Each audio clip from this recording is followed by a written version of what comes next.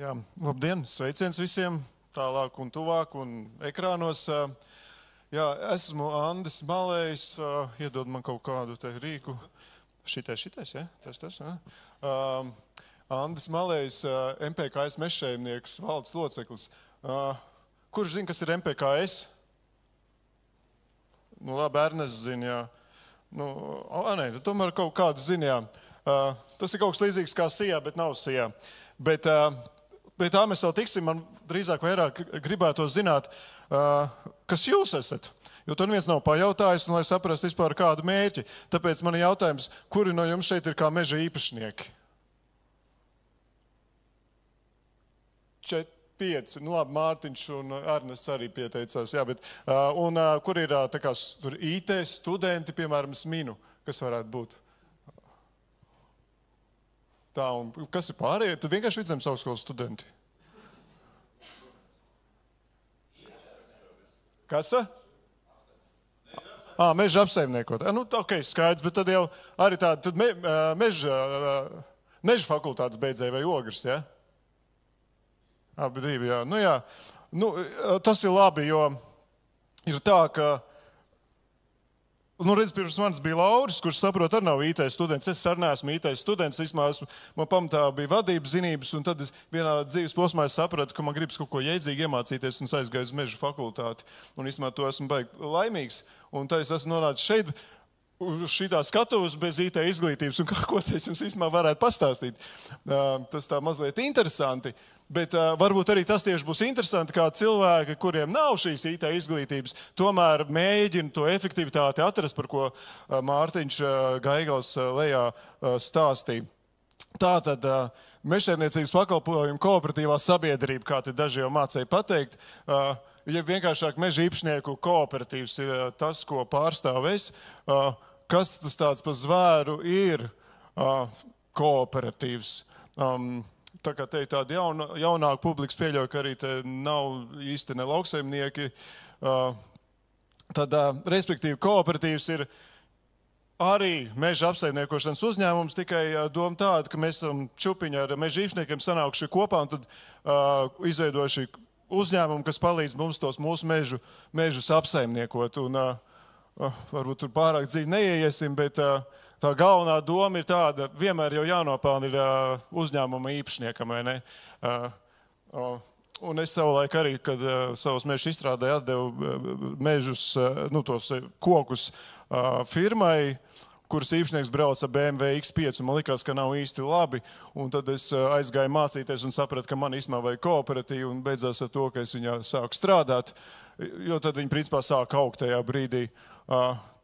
Tas BMW X5 braucējs gan braucēt jau vēl krūtāku mašīnu, bet mūsu gadījumā tas uzņēmuma īpašnieks ir tas meža īpašnieks, un līdz ar to visa peļņa aiziet viņiem, kā rezultātā īsti priekš tās IT attīstības vienmēr ir pa īsu. Vienmēr ir pa īsu, bet ejam uz priekšu. Maza reklāma, ko kooperatīvi dara, principā viņi dara visu.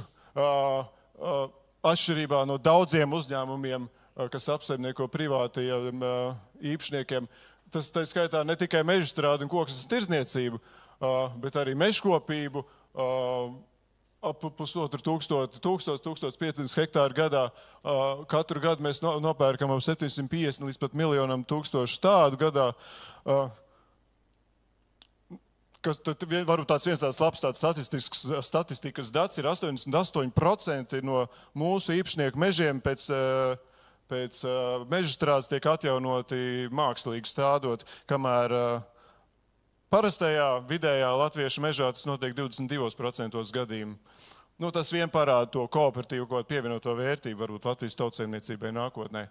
Un vēl ir, kas ir svarīgs arī mūsu aspekts, ka mēs konsultējam savus biedrus un arī tagad nebiedrus, jo mums ir Eiropas Savienības projekts, kurā mēs drīkstam arī nebiedrus konsultēt. Tā kā, ja kādam ir vajadzība, tad varat pieteikties. Rinda gan ir kāda, bišķiņ palielāka, bet ir.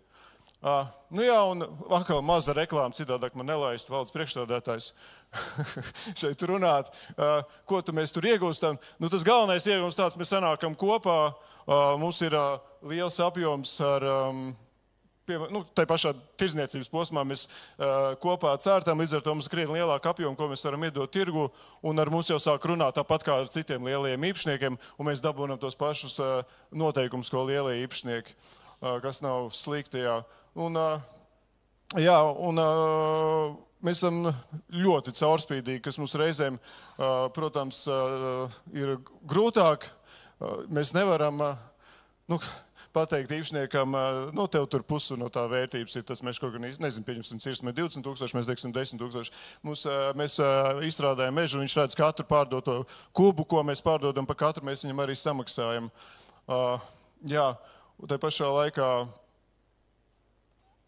Ernsts pieminēja daudz tādas vājās vietas savā meža biržā, kas ir jāpievēršas, pie kā jāpievēršas meža īpašniekam, lai viņu, kā saka, nepiečakarētu. Tad, principā, tas, ko mēs esam gājuši savā modelī, mēģinājuši visu tās vājās vietas iziet, apiet, lai, piemēram, tā paša kopšanas cirte, ļoti grūti pārdot, viņu ir izsolēt, to es pat nezinu kā. Mūsu gadījumā mēs vienkārši ieturam, respektīvi kooperatīvs, lai varētu dzīvot, viņš ietura par katru nocirsto kubikmetru pārdoto. Un tad mums ir vienalga, vai mēs nocērtam to sliktāko vai to labāko. Ja? Pēc idejas savu citādāk, ja es nopērku vienkārši cirsmu, tad es sākšu kopt no augšas un paši saprotiet, kas tur pēc tam paliek. Jā, biedri iegumi vēl, protams, mežkopība, ko jau minēju, un Eiropas projekta realizācija. Katrs biedrs dabū un papildus punkts Eiropas projektos. Bet ejam pie lietas. Tā, tēma mums bija, kā saka, kooperatīva, izlasīšu, pats aizmirsu. Tā IT izaicinājumi un risinājumi kooperatīvu mežsaimnieku ceļā no 15 līdz 1000 biedriem. Jā. Tā kā es pieteicu tēmu, vēl nebija 1000 biedru, bet tagad ir. Mēs neesam vēl to izsludinājuši, bet tagad jūs to zinat pirmie. Ir jau šeit jau valdes priekšsēdētājs ielicis jau gada prognozi pēc tendences. Bet, jā, kā redzat, kooperatīvs sāka, principā 12. gadā dibinājās, bet 11. gadā jau viņš tur tā kā tie sanāca kopā, interesanti. Tur sākumā nekas nenotika, un tad vienā brīdī es sāku strādāt mēram šajā te brīdī, jā, pie 58 biedriem. Un tad sākās šausmīga attīstība, un tad arī tie izaicinājumi radās. Ka mūsu apgrozījums šogad kaut kas iet zem 12 miljoniem eiro. Tātad īsumā, kas tad mums ir? Sākumā 15 meža īpašnieki. Es jūtu līdz tam tur filmētājiem, viņš tur tagad strādā. 15 meža īpašnieki Alsungā pie Suitiem ņēma un uztaisīja kooperatīvu, kurš arī ir vecākais un lielākais. Teiksim tā, 2 mums viņi ir palikuši, bet toties stabili. Un šobrīd mēs esam vairāk kā 1000 biedri, apsaimniekojumā platība 30 000, apgrozījums pērn 11,1 miljonus, 1500 mežkopību gadā un 21 darbinieks, tā skaitā arī tie konsultanti, kas īsti ražošanā nepiedalās, bet principā, man liekas, mēs esam ļoti efektīvs kolektīvs un rekrutē tādu mazu kartīti ar mūsu biedru mežiem. Principā visa Latvija. Jā, un tās IT sistēmas, ja galu galā runājam. Principā mēs izmantojām LVM Geo, savu tur tādu mans mežsaimnieks sistēmu, Jumi, Microsoft un Google Drive. Un tas, ko es gribēju šodien pastāstīt, kā mēs izmantojām principā to Google Drive, kamēr mums nebija naudas un, kā saka, nevarējām investēties baigi. Citādāk mēs ļoti aktīvi jau šobrīd izmantojam LVM Geo. Jā. Viss, gan mežstrāde, gan mežkopība un tas, uz ko mēs ejam, ka arī visu koksnes plūsmu mums caur to ies. Bet tātad izaicinājumi. Sākums 11. 15. gads, ja jūs atceraties, tur bija tā lēznā līnija, tur kāds pāris cirsmas gadā. Neregulāra darbība, nekas nenotiek, kādi izaicinājumi nav. Šis ir kooperatīvu pirmais birojs. Tas ir Alsungas novada Dīķeniekos. Jā, viens darbinieks, pēc tam 2 darbinieki. Viss kārtībā, nav izaicinājumi. Visu var bloknotiņā pierakstīt. Bet tajā brīdī kaut kādā sāka parādīties tomēr vairāk krautus, un tad kas kurā vietā tur bija, cik tur pievests, cik aizvests. Nevar atcerēties. Jaustais Excels. Labi. Bija risinājums, kur atbildi. Jā, bet atkal paliek vairāk darbinieki. Aug, viņš sāk augt. Ja jūs tur atceraties tās līksmas, viņš auga. Ko darīt? Dropboxu paņemam. Tur 5 gigabaiti tāds bija bezmaksas opcija, uzliec uz katru datoru, uz katru no 2 vai 3 datoriem. Ar nekādas problēmas viss strādā.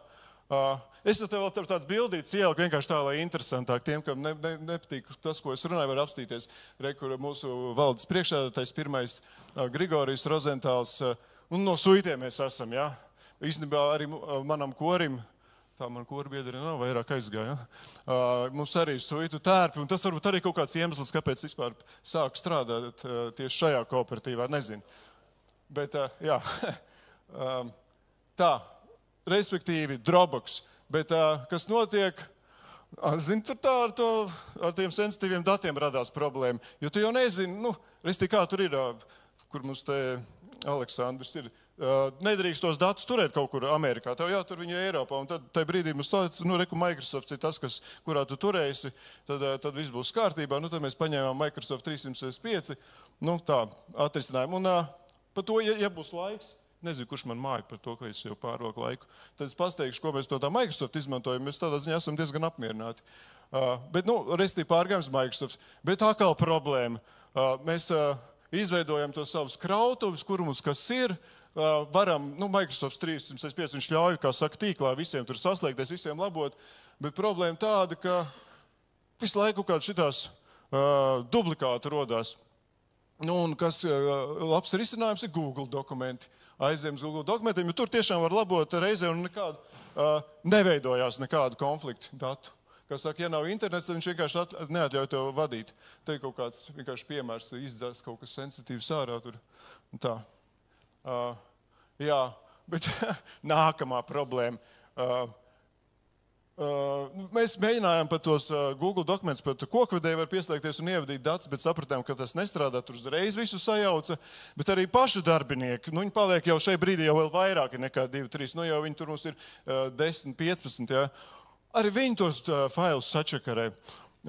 Tāpēc, ka tur, saprot, kā tur pareizi jādara, vispār ir traki. Bet, un tas, ko es meklēju, problēma ir, kāds risinājums, Google skript izrādās tā, tur esot iekšā. Bet man IT izglītības nav.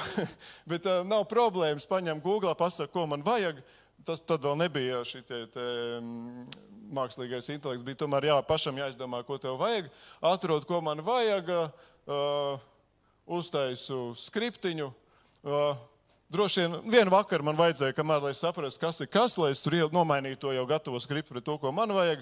Pēc tam jau lēnā garā, kā saka, tad jau es noklausījos kaut kādu kursiņu JavaScriptu, lai saprastu vispār, ko es tur daru, un tad jau uztaisīt, lai tie darbinieki pēc iespējas mazāk var kaut ko sačakarēt. Jā. Un te ir tāds mazāks izaicinājums, kas baigi ērti atrisinājās. Mēs augam atkal visādas prasības, FSC prasības, tur darbinieki saka, jā, bet man tur jāzina sortimentācija, man tur vajag tehnoloģisko karti. To visu baigi forši var, kā saka, Googlā tik pieliec papildus kolonas un ievadi datus, jā. Un, vienā brīdī gan tie faili palika pārāk lieli, bet ko mēs darām, vienkārši uztaisam paralēlo failu, un tad ir tā opcija atkal import range Googlā, ka es no viena dokumenta ievelku uz otru, un principā man jau ir pašam savu datubāzi, nezinu, kur tie IT cilvēki tie saprot, jā, mums tur tāda SQL, kas tur, es pat nesaprotu, bet mēs principā izdarām to pašu ar Google. Jā, bet, nākamā problēma. Nākamā problēma, ka to datu ir šausmīgi daudz. Viņi ir, mums ir 4 reģioni, katram reģionam ir savi tie failu grupa. Un tagad nabaga grāmatvedējiem saprast, kur kas ir. Mums tā, rēķiniet, tur 11 miljoni, tas apgrozījums, cik tur tās pavadzīmes mums tur ir. Es nezinu, ka man kolēģi kā reiz ir ieradusies, viņi varētu pabaļaut, cik viņai tur ienāk pavadzīmes, nezinu, nedēļā. Reiztīvi atrast informāciju nevar. Tad neko atkal Googles atrasināja. Paprasīju Googlam pašam, kā man to atrisināt. Izrādās tāda query funkcija, import range, visu saliekam vienā failā, uzliekam meklētāju. grāmatvedis laimīgs. Anita arī. Nu jā. Un tad, te jau sāk, tie izaicinājumi man te jau sāk pārklāties. Nezinu, tā secība nav vairs pareizi, bet es vienkārši, kā mēs problēma risinājums tēma, vai ne? Maksātāji kavētāji mums parādās, kas nesamaksā laicīgi.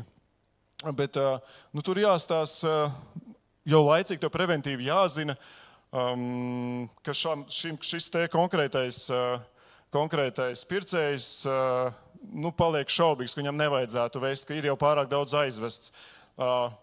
Un tad mēs vienkārši paņēmam jau tādu pusautomatizētu risinājumu, ka grāmatvedis no jumja eksportē atskaiti, un tā atskaita aiziet jau uz Google, tālāk no Microsoft aiziet uz Google. Vakal, lai nevarētu neko sačakrēt, viņas nelaiž tajā Google iekšā, viņas saglabā SharePointā, no SharePoint aiziet tālāk uz Google, un mums ir uzreiz jau tur tie visi faili savienoti, nav problēma. Ātri astmies, reku šitais te ir jau kavē maksātāji, šitam mēs vairs nevedam vai vedam tikai tad, ja apmaksā.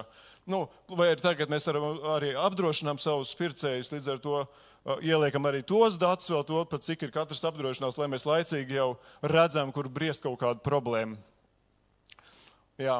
Tad vēl arī vienā brīdī parādījās brāķu problēma, mums ir tas svarīgi, mums ir Latvijas Finieri ir saruna, ka mēs vedam par vienu fiksētu cenu kravu. Viņi mums strateģiskais partners, līdz ar to mums ir laba cena pie viņiem, bet tā doma tāda, ka nedrīkst pārsniegt konkrētas brāķu procentu, lai viņš iekļaujas tāpat kā Latvijas valsts mežiem.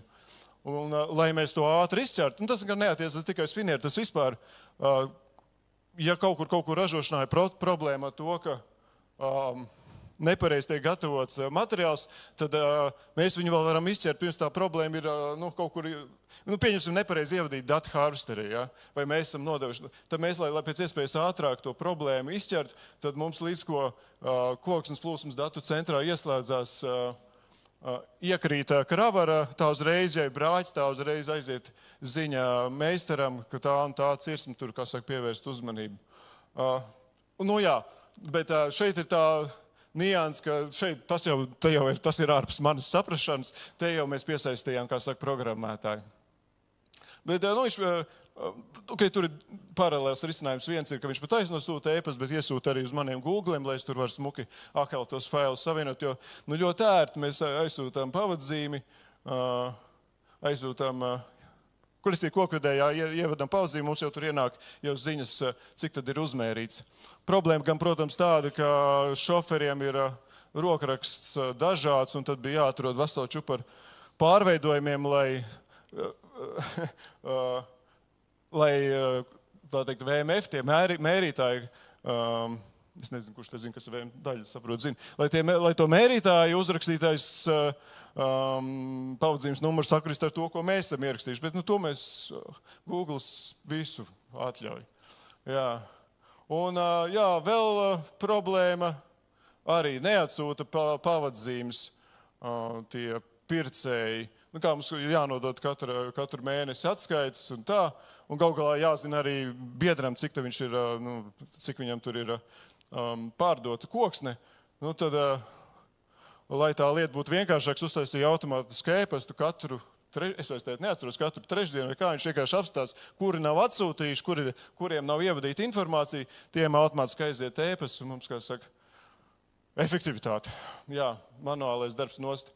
Tad vēl, problēma tāda, šitā nepareizā vieta, es teicu, kaut kur tevi, es nemāku te jau vairs tās secību pareizi salikt. Kur vispār tās krautuvas, kur mums tie cirsmas potenciālās, kur mums viņas atrodās, ja tev lielā grafikā tu neko orientēties nevari, tad paņem atkal, kāds ir izcinājums, ir tāds leaflet, sasaist ar to Google failu un hopā. Cilvēks bez programmēšanas zināšanām uztaisa.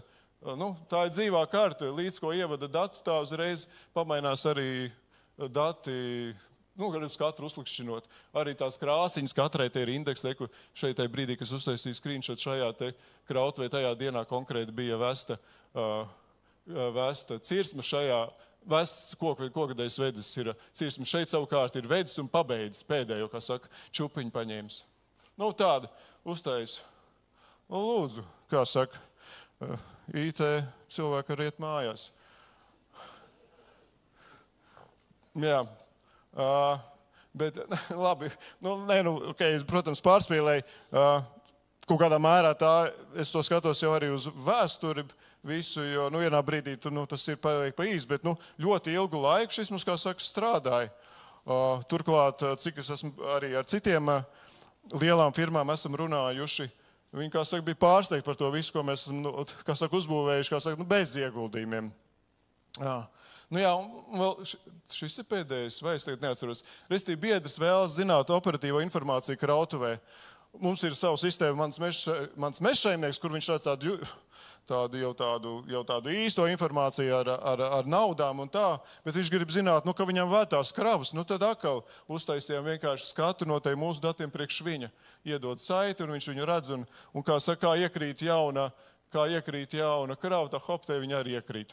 Un, ja ir uzmērīts, uzreiz parādās arī, cik ir uzmērīts. Jā, šis laikam bija pēdējais. Problēma tā, problēma. Mums ir, katram biedram mēs maksājam par katru pēdējo kubu, ko mēs viņu mežā esam nocirtuši. Mēs nepērkam cirsmes, bet līdz ar to mums ir ļoti svarīgi, lai katra paudzīme aiziet tieši uz katru īpašnieku. Un tad grāmatas šausmīgi daudz laika patērēs to, lai kaut kas pēkšņi neaizietu citam īpašniekam, kas ir pareizi.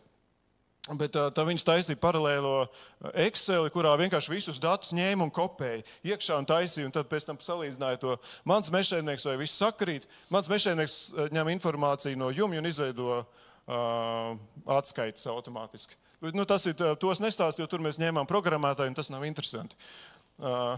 Jā, bet es ilgi cīnījos, tas vienkārši šausmīgs darbs tiek patērēts, vienkārši ņemt un kopēt datus. Es teicu, labi, es jums uztaisīšu automātiski, ka tā atskaita uztaisās te pašā Googlā. Viņi, protams, nav gluži tāda oficiāla un tāda, bet principā viņi ļoti labi, viņi sasūc visus datus, tad mēs ievadam kaut kā tos parametrus, pēc kā ieturējumi jāprēķina un vai lā. Ievad, kā saka, pāris datus un atskaita gatavu, un tad viņi var salīdzināt ar to jumi, vai mans mežsaimnieks, vai, kā saka, datus sakrīt, un ja tur ir kaut kāda problēma, tad viņi var vieglāk izķert. Tā. Jā, viss par to, cik man tur laiks ir? 5 minūtes. Very good. Jā, tas bija par to. Mazliet par Microsoft 365. Tas ir tāds otrs tā vide, kurā mēs dzīvojam, jo sākumā mēs vienkārši pārgājām dēļ tā juridiskā aspekta, bet pēc tam īstenībā mums kā cilvēkiem, kas nav IT speciālisti, viņi piedāvāja automātiski visu tādu to savu vidi, ko mēs arī izmantojam. Viens ir SharePoint, kur mums ir, kā saka, neierobežots failu apjoms, un priekš mums neierobežots.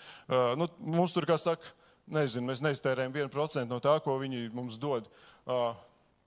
Plus vēl tur viegli piekļuvs piešķirt, dažādas piekļuvis, plus vēl sadalīt visu, mēs esam tur komandās, tas tā ļoti ērti. Nākamais ir Outlooks, ko mēs izmantojam. Sākumā neizmantojām, jums bija tā kā vēsturiski savs e-pasta nodrošinātais, bet serveris nonāca melnajā sarakstā un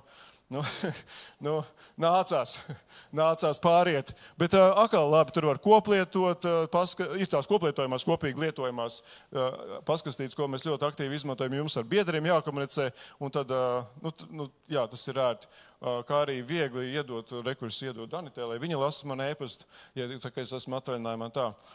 Teams mēs arī izmantojam, mēs esam ļoti izkaisīti, lai mēs to savu efektivitāti varētu norganizēt. Mums tie darbinieki ir vienkārši pa visu Latviju izkaisītie, visi 21 cilvēks. Labi, ir kuldīgā čupiņa, jo tur ir grāmatvedis, bet citādāk mēs esam izkaisīti. Un tad Teams ir tas, kur mēs varam ērti gan apmainīties ar informāciju, gan arī saslēgties sapulcēs.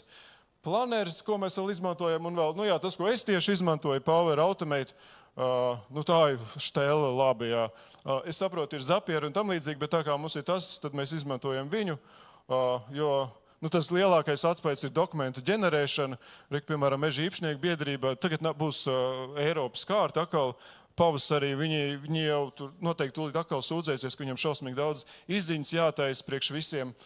Es vienkārši paņēmu mūsu biedru reģistru un pasaku, uztais man izziņas priekš visiem. Un gatavs. Nu, jā. Nu, līdz ar to vien jau mēs esam atpelnījuši to savu Microsoft licenci. Tāpat arī automātiskos darbu uzdevumus viņos mēs uztaisam, kādam atnāk ēpas, konkrētus uz to koplietoto paskastītu, kādam izveidojas uzdevums, sinhronizējams starp SharePoint un Google, automātiskās atbildes uz ēpastiem, ja biedri piesakās uz sapulci, tad arī jums reiz aizies muka, reku, tā, paldies, Jāni, ka pieteicies, tā un tā piesakies. Nu jā, un visbeidzot ar individualizētu ēpastu sūtīšanu. Tā kā mums ir 1000 biedri, tad ir, piemēram, biedru sapulce, tad katram jāizraksta individuāli vēstuli.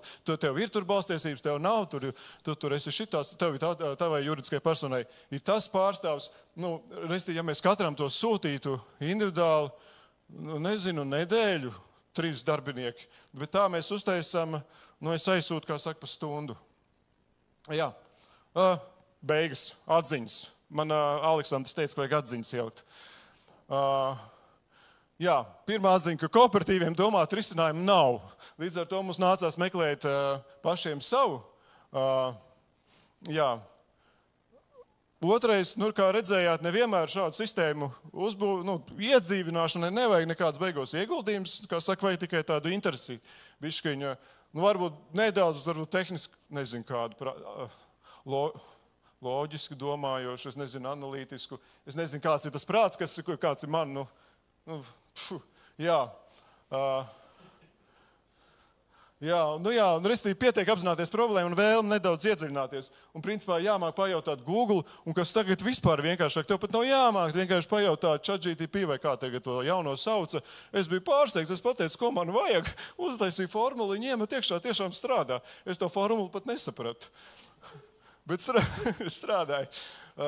Reizēm ir jāmeklē palīdzība, to nevajag, kā saka, baidīties, kā saka, bet programmētāji mums ir, kā saka, manā gadījumā es vienkārši paņēmu vienu orientieristu, kurš kaut ko tādu darīja, es saku, man problēma, viņš man atrisināja.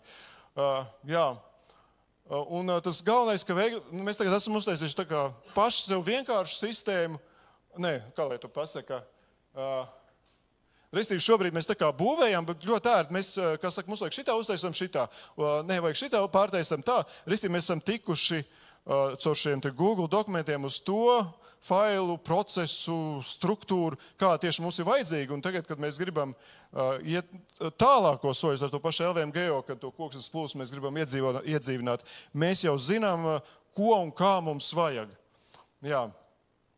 Tā, sausa mute. Jā. Paldies. Paldies, Andi. No manas puses, kamēr varbūt autori arī apdomā jautājumus, es vienmēr skatos, teiksim, šeit var ļoti skaisti redzēt, kā tā iteratīvi jūs ejot cauri, virzoties uz priekšu, saprotat, ko tālāk un ko labāk un tā. Kā tev pašam liekas, tas vienkārši ir tāds process, kā tam jānotiek? Vai tur ir stāsts, teiksim, klausoties tavu pieredzi, tu vari pateikt, patiesībā varbūt šito etapu starp 2007. un 2009. gadu varēja izlaist, vai tam vienkārši jānotiek tā iteratīvi augoši, nevis izlaižot paaudzes? Tas ir labs jautājums, bet, principā, man liekas, tomēr šis mūsu gadījums tagad tajos nākamajos soļos mums palīdzēs daudz ietaupīt tieši tāpēc, ka mēs zinām, ko mums vajag. Un attiecībā uz to visu iepriekšējo, ko mēs esam darījuši, vienīgais, ko mēs šobrīd nožēlojam, ka mēs neesam jau gadus 5 apkaļ aizgājuši prom no jumja, tāpēc, ka viņi ir ļoti, uz datu apmaiņu ļoti nedraudzīgi. Mēs to esam darījuši, tas mans mešēnieks, tas ir tieši tā sistēma, bet nav viņiem tāda sapī tur un... Es vismaz zinu, kas ir apī. Jā. Un jo vēlāk mēs to atliekam, jo tas dārgāk būs. Jā. Tas gan. Jā, tādā ziņā, kur Mārtiņš Gaigals teica, kur īstais brīdis, kā saka, izmanto to iespēju, kad pāriet. Mēs arī šobrīd par to aktuāli domājam. Vienīgais, ka tagad kaut kādas cenas sāk pieaugt, bail, ka atkal tagad viss beigsies, būsim nokavējuši. Bet nekas. IT cenas vai kokam? Vai kam? Kokam pieliku šodien. Okay. Jā. Jā, tad ejam tālāk. Kāpēc tāda pēkšņa izaugsme biedru skaitu? Bez tā, ka tur noteikti tavs ietekmē. Principā bija tā, ka pirmos tos 5 gadus vienkārši bija viens valdes priekšsēdētājs, viens darbinieks, tā dombiedru grupa, un viņš bija Alsungas mērs, un tad viņu atlaida pēc 4 gadiem vairs nebija mērs, un viņam bija tad laiks, un tad viņš vienkārši tajā lietai pievērsās, un tad sāka darboties. Tad viņi izauga jau tur kaut kādi 45 apmēram tajā Alsungā, un tad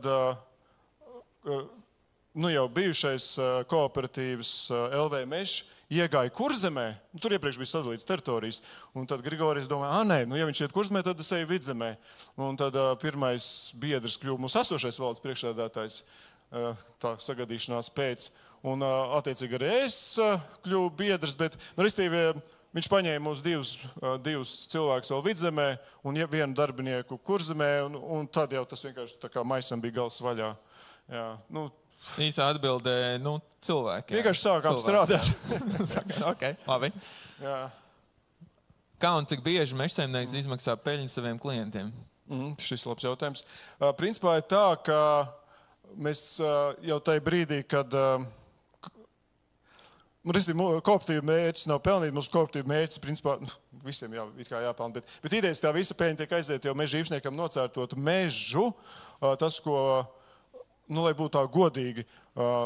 Mēs dabūnam labas cenas par to, ka mēs kopā dodam, bet mēs vēl dabūnam piemaksas. Un tad ir piemaksas, ko mēs dodam biedriem, un tad ir tāds gada piemaksas, kuras mēs tā kā kooperatīvu uzturēšanai tīri ņemam. Jo, pēc idejas, un ja mums pēkšņi būtu vairāk paliek pār, tad mēs vienkārši vairāk dodam īpašniekiem, un līdz ar to mums līdz šim vēl nav tā, ka mums būtu jādalās ar peļņu. Īstenībā bija pat tā, ka iepriekšējā gada mums bija bedere, bet bijām mīnusos, bet tagad viņš ir nokompensējies, un tagad atkal parāda, šis jautājums varētu palikt aktuāls, tāpēc tas ir labs jautājums, kā to darīt. Jā, jo idejiski ir tā, ka citos kooperatīvos lauksaimnieki ir tā peļņa, tad viņi izdomā sadalīt vai ieguldīt attīstībā. Bet mēs visu laiku skatāmies tā, lai tā mūsu peļņas marža ir tā, ka lai mēs spējam dzīvot, uzturēt tos darbiniekus. Līdz ar to pagaidām nemaksājam peļņu. Jā. Kā tiek organizēta pakalpojumi iepirkuma mežstrādēji, lai nodrošinātu caurskatāmību lētāko mežstrādi? Jā, arī labs jautājums. Šis ir mūsu meistaru uzdevums, sakot līdzi, lai tā cena atbilst tirgumu. Bet šito mēs izmēr spriežam, jo mums šobrīd iepirkumu nav, tas, kas mums ir svarīgi, ka tā mežstrāde varbūt ir kapeiku dārgāk, bet mēs zinām to kvalitāti, kas ir saņemta. Tai pašā laikā viņai jābūt tajā tirgus līmenī. Tas ir tas, ko mēs skatāmies, jo kas saka, lēti nocirst un pēc tam atstāt tur haosu, tas īsti nedara, jo, kā jau mēs teicām, mēs pēc tam to mežkopību arī mēs veicam. Un tad pašiem vien būtu jākopja. Jā. Ok. Es domāju, ja pēdējā iespēja klātienē, varbūt kāds vēl grib. Jā, grib. Man ir jautājums, kurā brīdī jūs nonāksiet pie secinājuma, ka vajag kopēju datubāzi šitam visam? Manuprāt, tā būtu datus apmainīt vieglāk starp visiem. Domā tam, ko es rādīju? Jā, tas brīdis jau pienācis. Jā. Man otrs jautājums tā tie priekš sevis. Kā izdodās šitajā visā saglabāt to garīgo līdzsvaru? Domā, man tieši? Grūti. Nē, tas, ko es daru, es skrienu, orientēšanos. Jā, ko arī dziedu, jā. Jā, bet tā ir problēma, ja ceļš mūsdienās, tad ir arī grūti attālināt tādu, dēļ tā, ka mēs esam visu izskaisīt, tad tas darbs attālināt ir, un ir grūti, jā, punkts vietā. Jā, +1 arī. Ok, labi, liels paldies!